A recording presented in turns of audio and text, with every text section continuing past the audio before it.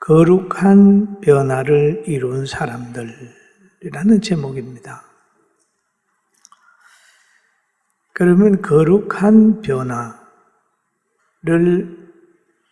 제일 먼저 시작한 분은 누구냐 하면 하나님께서 이 땅이 죄로 인하여 완전히 어두워져 버렸을 때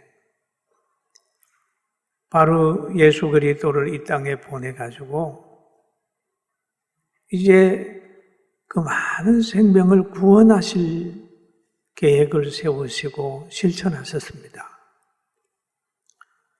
왜냐하면 땅에 머무는 모든 사람들 다 하나님의 형상이고 소중한 사람이며 하나님이 보시기에는 천하보다 귀한 사람들이에요. 그래서 독생 성자를 보내서 사람의 구원할 계획을 가지고 계셨는데 그걸 실천하셨습니다.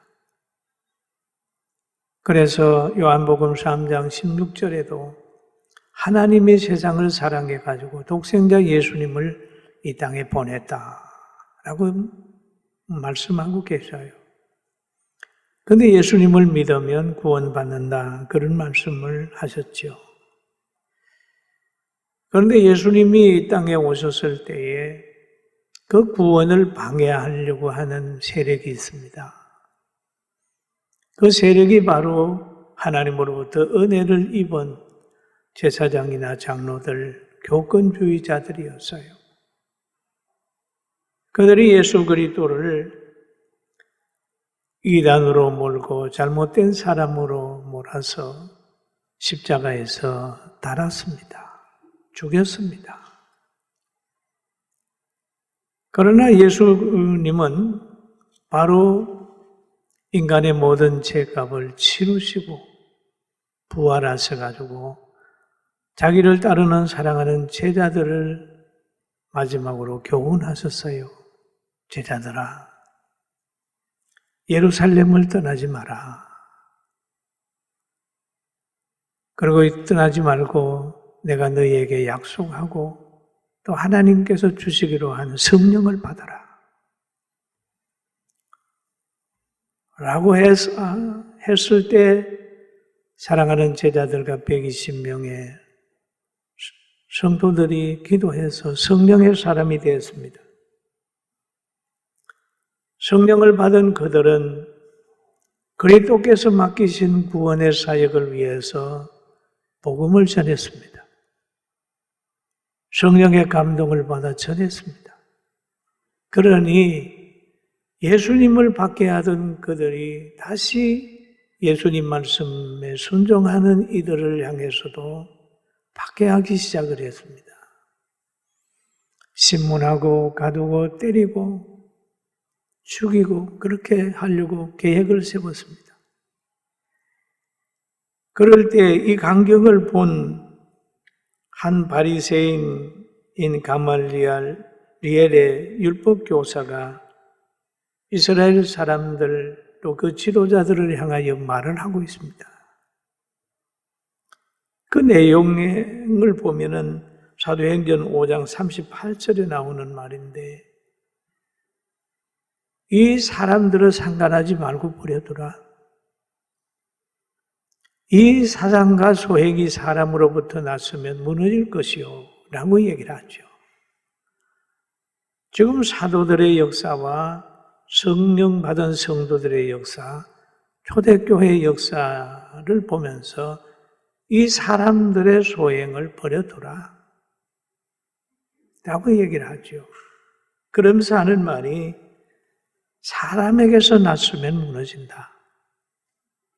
그리고 한 두 가지 예를 들어가지고 드다와 유다의 예를 들어서 누구는 무너졌고 누구도 많은 사람이 따랐는데 무너졌으니까 이들의 소행도 사람에게서 났으면 무너질 것이니까 나비둬라. 만일 하나님께로부터 났으면 너희가 그들을 무너뜨릴 수 없겠고 라고 얘기를 하죠. 하나님께로부터 났으면 무너뜨릴 수 없겠고 도리어 하나님을 대적하는 자가 될까 하노라 라고 얘기를 합니다. 여러분, 하나님이 하시고자 하는 것은 인간이 막을 수가 없어요. 할렐루야.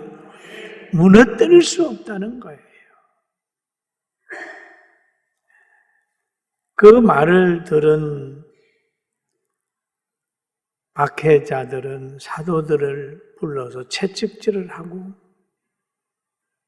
말합니다. 예수님의 이름으로 말하지 마라. 전하지 마라. 라고 하면서 가두었던 자리에서 풀어줬습니다. 여러분, 노임을 받은 사도들은 억울해하기도 분노하지도 않았어요. 성경에 보면 그들은, 사도들은 그 이름을 위하여 능력받는 일에 합당한 자로 여기심을 기뻐하면서 공의 앞을 떠나니라. 그 공의 앞을 떠나니라. 재판받는 그 자리를 떠났어요. 매맞는 자리에서 떠났어요. 그리고 그들은 날마다 성전에 있든지 집에 있든지 예수는 그리스도라고 가르치기와 전도하기를 그치지 않았어요. 그들이 때리면서 금한 것을 마음에 둔 것이 아니라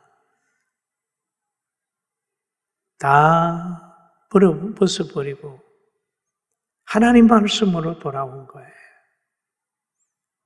우리는 항상 이 땅에 살면서 두 가지 소리를 들으며 삽니다. 할 수 없다, 약하다, 힘들다, 이거는 불가능하다, 이렇게 많은 소리를 듣습니다. 이거는 미법이다, 이 얘기를 하죠. 그러나 성경은 말합니다. 할 수 있다, 믿으면 된다, 라는 소리. 그 두 소리를 듣고 성경 말씀을 따라 사는 사람이 있는가 하면 세상의 제도와 규례에 묶여서 항상 인본으로 사는 사람이 있습니다. 그런데 이 사도들은 뭘로 사는? 하나님의 말씀을 마음에 두고 사는 거예요. 성경 에스겔서도 보면은 그렇게 말합니다. 그들은 심히 패역한 자라. 그들이 듣든지 아니 듣든지 너는 그 말로 고할지어다.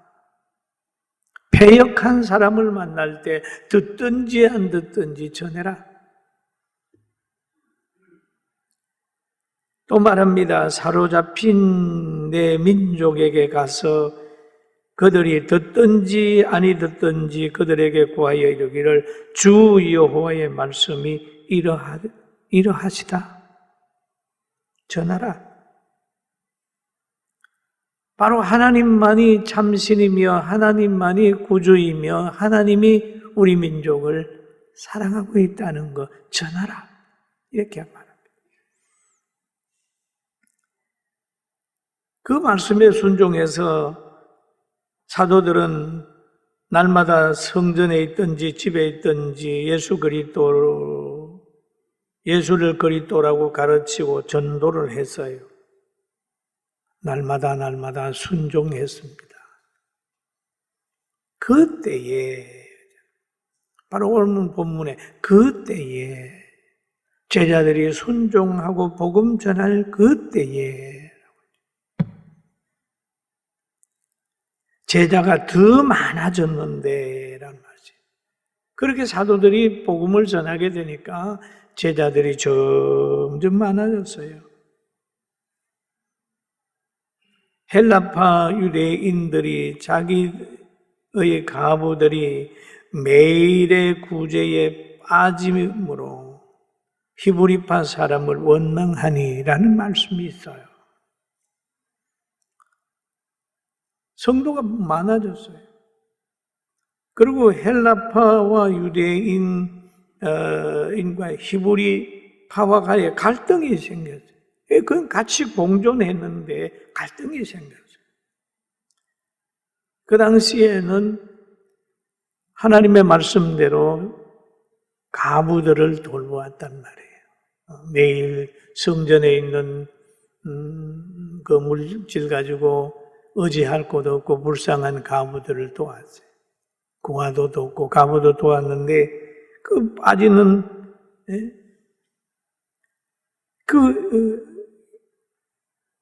유대인들이 자기들의 가부들이 빠졌단 말이에요. 소외가 됐습니다. 그 이유가 뭐냐? 일손이 모자라서 그랬어요. 왜냐하면 거기에는 사도들이 말씀도 전하고 가르치고 기도도 하고 구제도 하려고 하니까 일손이 모자라잖아요. 일손이 모자라면 소외계층이 생길 수 있잖아요. 그 원망하는 일들이 생겨나게 되니까 사도들이 가만히 살펴보는 거예요. 자기들에게서 문제를 찾았어요. 우리가 여러 가지 하려고 하니까 이거 좀 일손이 부족하구나. 소외계층이 생기구나 생각을 해가지고 대안을 찾은 것이 바로 집사님들을 세우는 거예요. 집사를 세우는 거예요. 여러분, 지상에 있는 교회에는 항상 문제가 있을 수 있습니다. 큰 교회도 그렇고 작은 교회도 그렇고 모든 땅에 있는 교회들은 항상 원망도 생길 수 있고 갈등도 생길 수 있고 소외계층이 생길 수가 있어요. 서운하다, 왜 우리는 구제에 빠졌나, 이런 일이 생길 수 있어요. 성령이 충만한 초대교회도 그랬으니까요. 그러니까 사도들이 그렇게 말하지요. 이제 안 되겠다. 안 되겠다. 너희들 중에 지혜와 성령이 충만한 사람을 선택을 해라. 라고 얘기를 하죠. 그리고 12사도는 말합니다. 모든 제자를 불러 이르되 우리가 하나님의 말씀을 제쳐놓고 접대를 일삼는 것이 마땅하지 아니하니라고 얘기를 하죠. 하나님의 말씀을 우선해야 되는데 우선하지 못하고 인간적으로 접대하는 것 때문에 안 되겠다라고 해서 사도들은 다시 자신에게 부여된 특별한 사명을 가지고 가는 거죠. 사역의 우선순위가 있어요. 우선순위. 목회자의 사역의 우선순위, 장로님들의 사역의 우선순위, 권사님들의 사역에 다 이렇게 정해져 있어요. 손은 손의 사역이 있고 발은 발의 사역이 있고 입과 코와 눈의 모든 사역이 다르듯이 교회에서는 다 나름대로 사역이 있습니다. 그럼 우선순위가 있어요. 자기가 뭘 해야 되는지를 알아야 되는 거죠. 그러니까 사도들은 자기를 살핍니다. 그런 다음에 우리는 오로지 기도하고 말씀 전하는 사역에 힘쓰겠다. 그러니까 여러분들이 형제들 가운데 성령과 지혜가 충만하여 칭찬받는 사람 7을 택하라. 우리가 이 일을 그들에게 맡기겠다. 이 일이 뭡니까? 구제하고 접대하고 또 물질 관리하고 돌아보는 거, 가부를 돌아보고 고아를 돌아보고 하는 것을 맡기겠다. 그런데 여기 맡기는 분의 대상을 보면은 성령과라는 얘기를 합니다. 성령과. 지식이 있고 돈이 있고 잘나고 많이 배운 사람 얘기가 아니라 성령과 지혜가 충만하여라고 하는 말을 합니다. 왜 성령을 앞세울까요? 바울 사도는 고린도전서 12장 3절에 성령으로 아니하고는 누구든지 예수를 주시라 할 수 없느니라 하고 합니다. 성령으로 아니하고는 예수님을 주시라고 할 수 없고 성령으로 아니하고는 거룩한 일을 할 수 없다는 거예요. 교회의 일은, 영혼 구원의 사역은 성령께서 하시는 거예요. 그러니까 성령이 역사를 해야 되죠. 회개하고 성령을 받은 사람이 구제하고 접대하고 사도들의 일을 도울 수 있는 겁니다. 세상의 지식과 경험 가지고 물질 가지고 뭔가 하려고 하면 그건 착각입니다. 성령을 받아야 주의 일을 잘하고 하나님 마음을 잘 알 수가 있어요. 성령을 받아야 정인이 될 수 있습니다. 오직 성령이 너희에게 임하시면 너희가 권능을 받고 예루살렘과 온 유대와 사마리아와 땅끝까지 내 정인이 되리라라고 말씀하셨어요. 그 다음에 지혜가 있어야 된다라고 얘기를 하죠. 그런데 이스라엘 백성도 지도자를 뽑을 때 보면은 지혜가 있는 사람을 뽑았습니다. 신명기 1장 13절에 보면은 너희는 각 지파에서 지혜와 지식이 있는 인정받는 자들을 택하라. 내가 그들을 세워 너희 수령을 삼으리라 라고 얘기를 했죠. 지혜가 있어야 된다. 지혜. 그럼 지혜는 뭐냐? 하나님을 아는 것이, 여호와를 경외하는 것이 지혜의 근본이요라고 잠언서 9장 10절에 말하고 있습니다. 여호와를 경외하는 것이 지혜의 근본이라. 근본이 있는 사람이 돼야 된다. 거룩한 자를 아는 것이 명철이라고 얘기를 하고 있습니다. 그러니까 성령과 지혜가 있어야 된다. 그리고 모든 사람에게 칭찬을 받아야 된다라는 얘기를 하죠. 여러분, 우리는 저도 그렇고 우리 장로님들 다들 모든 사람에게 칭찬받을 수 있도록 여유를 가지고 감사하면서 살게 되는 축복을 받게 되길 주의 이름으로 축원합니다. 성령과 지혜가 충만해야 이 시대를 변화시킬 수 있어요. 왜냐하면 분별이 되기 때문에 그렇습니다. 그런데 이 시대가 가장 필요로 하는 게 뭘까요?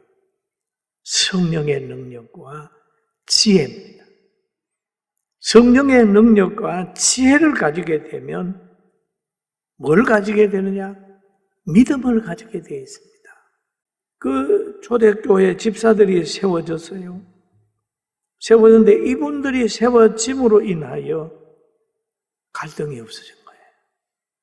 원망하는 게 없어졌어요. 그리고 온 무리도 기뻐했어요. 그렇게 되니까 나타나는 현상이 뭐냐 하면 6장 7절에 나타나요. 같이 한번 읽어볼까요? 하나님의 말씀이 점점 왕성하여 예루살렘에 있는 제자의 수가 더 심히 많아지고 커다란 제사장의 무리도 이 도에 복종하니라. 아멘. 이런 현상이 나타나요.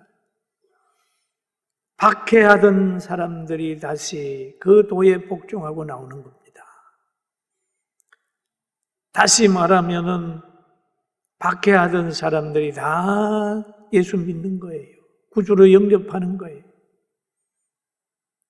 우리도 그런 집사들이 역할이 일어나게 되면 군포도 지도자들이 다 예수 믿게 되고 대한민국도 다 예수 믿게 되는 그런 역사를 일으켜 가야 됩니다. 할렐루야. 하나님의 말씀이 점점 왕성했다는 말은 뭡니까? 하나님의 사랑이 점점 알려졌다는 거예요. 하나님의 계획이 점점 알려졌다는 거예요. 하나님의 공의가 점점 많은 사람에게 전해졌다는 거예요. 하나님의 가치관을 많은 사람이 깨달았다는 거예요. 점점 왕성해졌다. 하나님의 말씀은 뭘까요? 예수님의 사역이고 예수 그리스도의 역할입니다. 요한복음 1장 14절에 보니까 말씀이 육신이 되어 우리 가운데 거하심에 우리가 그의 영광을 보니 하나님의 독생자의 영광이요 그래. 말씀이 육신이 되어 우리 가운데 거하심에 신비한 거죠. 하나님이 우리에게 원하는 것이 뭘까요? 부자 되는 걸까요? 권력자 되는 걸까요? 큰 예배당 짓는 걸까요? 그거보다 우선 원하는 게 영혼 구원입니다. 할렐루야. 영혼 구원입니다. 하나님 편에서 보면은 천하보다 귀한 생명이기 때문입니다. 우리가 복지를 하는 것도 뭐야 할까요? 영혼을 구원하기 위해서. 그럼 우리는 준비해야 되잖아요. 어떤 사람은 노후를 준비한다는 거예요. 노후는 보장이 되어 있지 않아요. 80세, 90세, 120살까지 산다는 보장 안 되어 있습니다. 근데 노후를 꼭 거쳐야 된다는 보장, 희망을 가지고 있긴 있지만 보장은 없어요. 그러나 노후도 하나님이 주실 줄로 알고 사후까지 준비를 하는 지혜를 가지길 주의 이름으로 축원합니다. 따라합시다. 노후와 사후 같이 준비하라. 같이 준비하라. 그러니까 서대반 집사가 강력하게 복음을 전하면다가 복음을 받는 사람들이 반발하면서 서대반을 끌고 가서 돌로 쳐주게. 그래서 서대반은 뭐가 준비되냐? 사후가 준비되어 있는 사람입니다.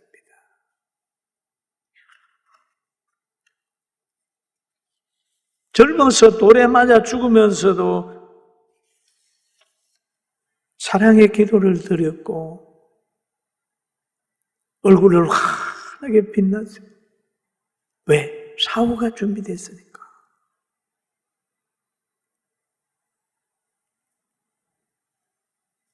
성경을 보면 그렇습니다. 스데반을 죽일 때 참 억울하게 죽었어요.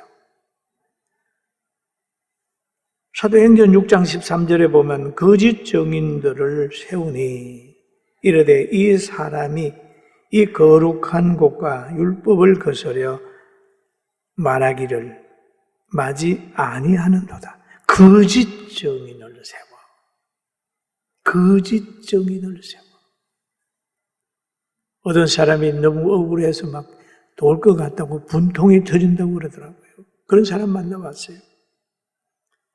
스데반을 죽게 되는데 거짓 증인을 세우는 거예요.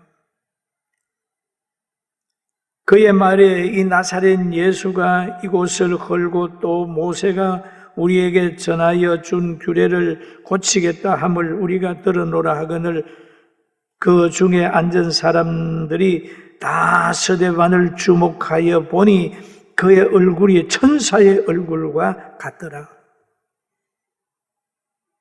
여러분, 죽음의 현장입니다. 곧 죽는 거예요. 천사의 얼굴과 같더라. 사후가 준비된 거예요. 우리는 노후도 준비해야 되지만 사후까지 준비하고 노후로 가는 길 힘들거든 사후로 가는 한 길 예수 그리스도 진리의 그 길 기도하면서 찬송하면서 영생의 길을 향하게 되길 주의 이름으로 축원합니다. 할렐루야.